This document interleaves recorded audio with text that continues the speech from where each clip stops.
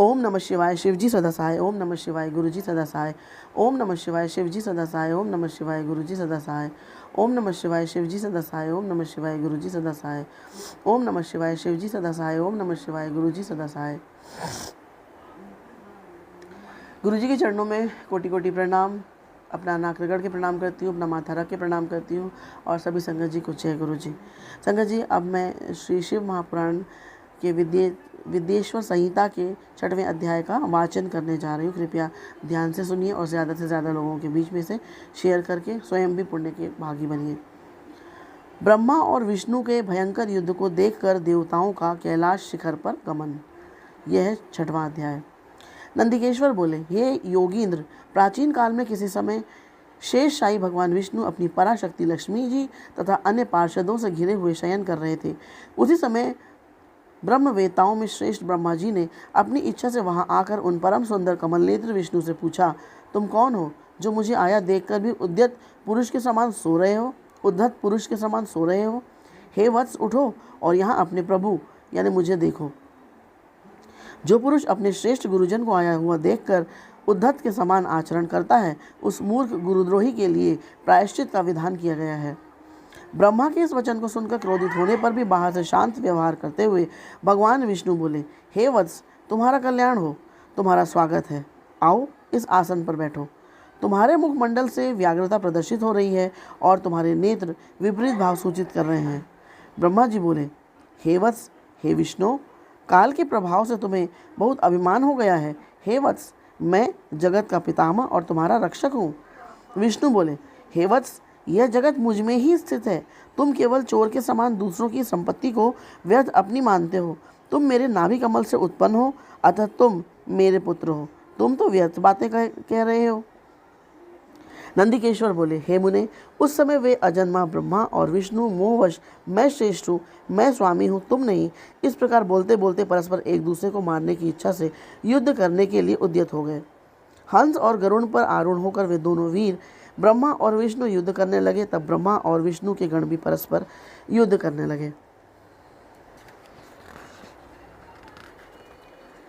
उस समय सभी देवगण उस परम अद्भुत युद्ध को देखने की इच्छा से विमान पर चढ़कर वहां पहुंच गए।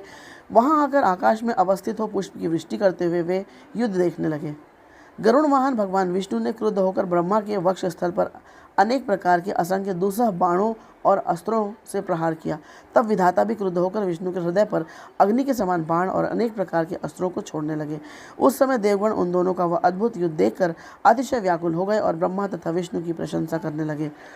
तत्पश्चात युद्ध में तत्पर महाज्ञानी विष्णु ने अतिशय क्रोध के साथ शांत हो दीर्घ निश्वास लेते हुए ब्रह्मा को लक्ष्य कर भयंकर माहेश्वर अस्त्र का संधान किया। ब्रह्मा ने भी अतिशय क्रोध में आकर विष्णु के हृदय को लक्ष्य कर ब्रह्मांड को कंपित करते हुए भयंकर पाशुपत अस्त्र का प्रयोग किया। ब्रह्मा और विष्णु के सूर्य के समान हजारों मुख वाले अत्यंत उग्र तथा प्रचंड आंधी के समान भयंकर दोनों अस्त्र आकाश में प्रकट हो गए। इस प्रकार ब्रह्मा और विष्णु का आपस में भयंकर युद्ध होने लगा। हे तात, उस युद्ध को देखकर सभी गण राज विप्लव के समय ब्राह्मणों के समान अतिशय दुखी और व्याकुल होकर परस्पर कहने लगे, जिसके द्वारा सृष्टि स्थिति प्रलय तिरोभाव तथा अनुग्रह होता है और जिनकी कृपा के बिना इस भूमंडल पर अपनी इच्छा से एक तृण का भी विनाश करने में कोई समर्थ नहीं है, उन त्रिशूलधारी ब्रह्म स्वरूप महेश्वर को नमस्कार है। भयभीत देवतागण इस प्रकार सोचते हुए चंद्रशेखर महेश्वर जहाँ विराजमान थे उस शिव स्थान कैलाश शिखर पर गए। शिव के उस प्रणवाकार स्थान को देखकर वे देवता प्रसन्न हुए और प्रणाम करके भवन में प्रविष्ट हुए। उन्होंने वहां सभा के मध्य में स्थित मंडप में देवी पार्वती के साथ रत्नमय आसन पर विराजमान देव श्रेष्ठ शंकर का दर्शन किया। वे वाम चरण के ऊपर दक्षिण चरण और उसके ऊपर वाम कर कमल रखे हुए थे। समस्त शुभ लक्षणों से संपन्न थे और चारों ओर शिवगण उनकी सेवा में तत्पर थे। शिव के प्रति उत्तम भक्ति भाव वाली कुशल रमणियां उन पर चंवर डुला रही थी। वेद निरंतर उनकी स्तुति कर रहे थे और वे अनुग्रह की दृष्टि से सबको देख रहे थे। हे वत्स, उन महेश्वर शिव को देखकर आनंदाश्रुओं से परिपूर्ण नेत्रों वाले देवताओं ने दूर से ही उन्हें दंडवत प्रणाम किया। भगवान शंकर ने उन देवों को देखकर अपने गणों से उन्हें समीप बुलवाया और देव शिरोमणि महादेव उन देवताओं को आनंदित करते हुए अर्थ गंभीर मंगलमय तथा सुमधुर वचन कहने लगे। इति श्री शिव महापुराणे प्रथमायां विदेश संहितायां देवानां कैलाश यात्रा वर्णनम नाम 6 अध्याय। इस प्रकार श्री शिव महापुराण के अंतर्गत प्रथम विदेश्वर संहिता में देवताओं की कैलाश यात्रा का वर्णन नामक 6वां अध्याय पूर्ण हुआ। ओम नमः शिवाय शिवजी सदा सहाय। ओम नमः शिवाय गुरुजी सदा सहाय। ओम नमः शिवाय शिवजी सदा सहाय। ओम नमः शिवाय गुरुजी सदा सहाय। ओम नमः शिवाय शिवजी सदा सहाय। ओम नमः शिवाय गुरुजी सदा सहाय। ओम नमः शिवाय शिवजी सदा सहाय। ओम नमः शिवाय गुरुजी सदा सहाय। गुरुजी के चरणों में प्रणाम करते हुए, अपना माथा रख के प्रणाम करते हुए, कोटि कोटि प्रणाम करते हुए, नाक रगड़ के प्रणाम करते हुए सभी संगत जी को जय गुरु जी। और अब मैं वाचन करूँगी श्री शिव महापुराण विदेश्वर संहिता के 7वें अध्याय का। विषय है भगवान शंकर का ब्रह्मा और विष्णु के युद्ध में अग्नि स्तंभ के रूप में प्राकट्य, स्तंभ के आदि और अंत की जानकारी के लिए दोनों का प्रस्थान। शिवजी बोले, हे पुत्रों, आपकी कुशल तो है। मेरे अनुशासन में जगत तथा देवश्रेष्ठ अपने अपने कार्यों में लगे तो हैं। हे देवताओं, ब्रह्मा और विष्णु के बीच होने वाले युद्ध का वृत्तांत तो मुझे पहले से ही याद था। आप लोगों ने यहाँ आने का परिश्रम करके उसे पुनः बताया है। हे सनत कुमार, उमापति शंकर ने इस प्रकार मुस्कुराते हुए मधुरवाणी में उन देवगणों को संतुष्ट किया। इसके बाद महादेव जी ने ब्रह्मा और विष्णु की युद्ध स्थली में जाने के लिए अपने सैकड़ों गणों को वहीं सभा में आज्ञा दी। तब महादेव जी के प्रयाण के लिए अनेक प्रकार के बाजे बजने लगे और उनके गणाध्यक्ष भी अनेक प्रकार से सज धज कर वाहनों पर सवार होकर जाने के लिए तैयार हो गए। भगवान उमापति 5 मंडलों से सुशोभित आगे से पीछे तक प्रणव अर्थात ओम की आकृति वाले सुंदर रथ पर आरूढ़ हो गए।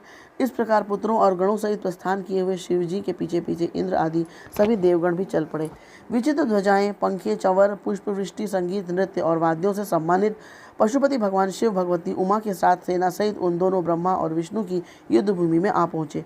उन दोनों का युद्ध देखकर शिव जी ने गणों का कोलाहल तथा वाद्यों की ध्वनि बंद करा दी तथा वे छिपकर आकाश में स्थित हो गए। उधर शूरवीर ब्रह्मा और विष्णु एक दूसरे को मारने की इच्छा से माहेश्वरास्त्र और पशुपतास्त्र का परस्पर संधान कर रहे थे। ब्रह्मा और विष्णु के अस्त्रों की ज्वाला से तीनों लोग जलने लगे। निराकार भगवान शंकर इस अकाल प्रलय को आया देखकर एक भयंकर विशाल अग्निस्तंभ के रूप में उन दोनों के बीच प्रकट हो गए। संसार को नष्ट करने में सक्षम वे दोनों दिव्यास्त्र अपने तेज सहित उस महान अग्निस्तंभ के प्रकट होते ही तत्क्षण शांत हो गए। दिव्यास्त्रों को शांत करने वाले इस आश्चर्यकारी तथा शुभ अग्निस्तंभ को देखकर सभी लोग परस्पर कहने लगे कि यह अद्भुत आकार वाला स्तंभ क्या है। यह दिव्य अग्निस्तंभ कैसे प्रकट हो गया। इसकी ऊंचाई की और इसकी जड़ की हम दोनों जांच करें। ऐसा एक साथ निश्चय करके वे दोनों अभिमानी वीर उसकी परीक्षा करने को तत्पर हो गए। शीघ्रतापूर्वक चल पड़े। हम दोनों के साथ रहने से यह कार्य संपन्न नहीं होगा। ऐसा कहकर विष्णु ने सूकर का रूप धारण किया और उसकी जड़ की खोज में चले। उसी प्रकार ब्रह्मा भी हंस का रूप धारण करके उसका अंत खोजने के लिए चल पड़े।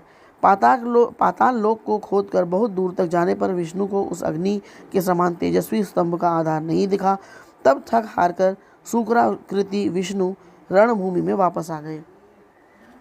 हे तात, आकाश मार्ग से जाते हुए आपके पिता ब्रह्मा जी ने मार्ग में अद्भुत केतकी अर्थात केवड़े के पुष्प को गिरते देखा। अनेक वर्षों से गिरते रहने पर भी वह ताजा और अति सुगंध युक्त था। ब्रह्मा और विष्णु के इस विग्रह पूर्ण कृत्य को देखकर भगवान परमेश्वर हंस पड़े, जिससे कंपन के कारण उनका मस्तक हिला और वह श्रेष्ठ केतकी पुष्प उन दोनों के ऊपर कृपा करने के लिए गिरा। ब्रह्मा जी ने उससे पूछा, हे पुष्पराज, तुम्हें किसने धारण कर रखा था और तुम क्यों गिर रहे थे। केतकी ने उत्तर दिया, इस पुरातन और अप्रमेय स्तंभ के बीच से मैं बहुत समय से गिर रहा हूँ, फिर भी इसके आदि को नहीं देख सका। अतः आप भी इस स्तंभ का अंत देखने की आशा छोड़ दें। ब्रह्मा जी ने कहा, मैं तो हंस का रूप लेकर इसका अंत देखने के लिए यहाँ आया हूँ। अब हे मित्र, मेरा एक अभिलषित काम तुम्हें करना पड़ेगा। विष्णु के पास मेरे साथ चलकर तुम्हें इतना कहना है कि ब्रह्मा ने इस स्तंभ का अंत देख लिया है। हे अच्युत, मैं इस बात का साक्षी हूँ। केतकी से ऐसा कहकर ब्रह्मा ने उसे बार बार प्रणाम किया और कहा कि आपातकाल में तो मिथ्या भाषण भी प्रशस्त माना गया है, यह शास्त्र की आज्ञा है। वहाँ अति परिश्रम से थके और स्तंभ का अंत न मिलने से उदास विष्णु को देखकर ब्रह्मा प्रसन्नता से नाच उठे और क्षण अर्थात नपुंसक के समान पूर्ण बातें बनाकर अच्युत विष्णु से इस प्रकार कहने लगे, हे हरे, मैंने इस स्तंभ का अग्रभाग देख लिया है। इसका साक्षी यह केतकी पुष्प है।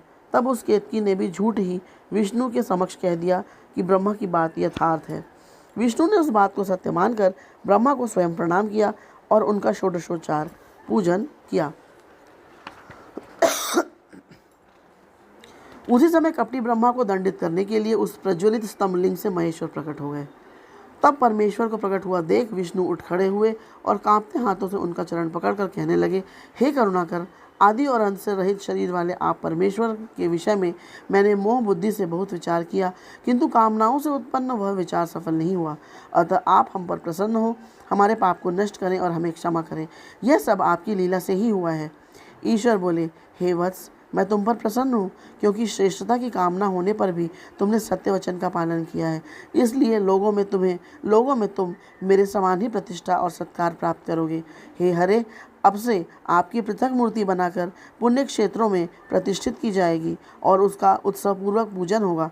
इस प्रकार परमेश्वर ने विष्णु की सत्यनिष्ठा से प्रसन्न होकर देवताओं के सामने उन्हें अपनी समानता प्रदान की थी। इति श्री शिव महापुराणे प्रथमायाम विद्येश्वर संहितायाम नल स्तंभ आविष्कार वर्णनम नाम सप्तमो अध्याय। इस प्रकार शिव महापुराण के अंतर्गत प्रथम विद्येश्वर संहिता के अग्नि स्तंभ के प्राकट्य का वर्णन नामक 7वां अध्याय पूर्ण हुआ।